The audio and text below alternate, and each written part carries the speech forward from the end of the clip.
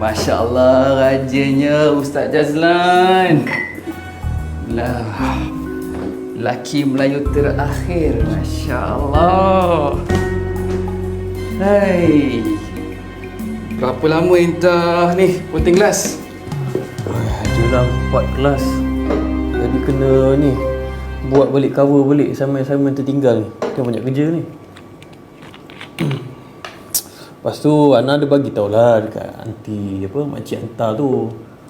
Ana tak boleh lah kalau pergi apa sampai Jeddah tu buat kerja. Sebab takut tak sempat siapkan assignment Ana ni semua. Tapi pada masa yang sama Ana kesian juga kat makcik hantar tu.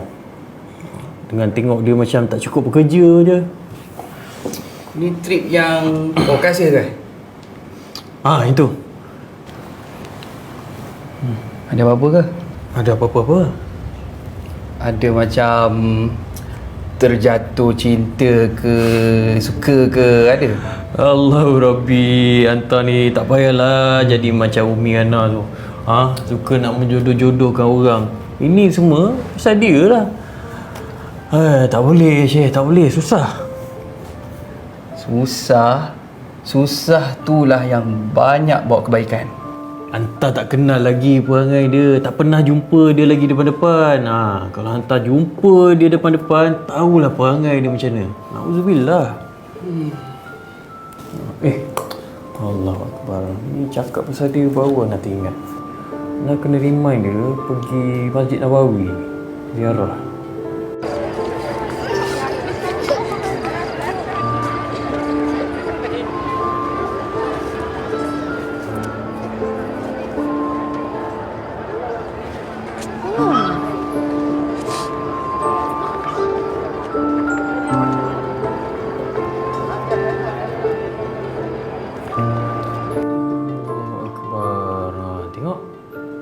Riak lah tu.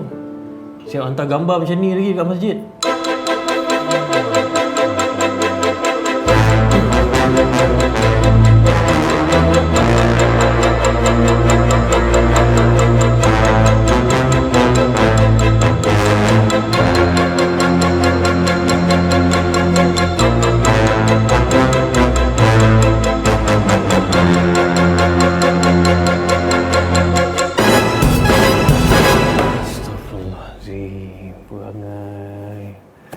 Ya Allah, bagilah kekuatan padaku, ya Allah.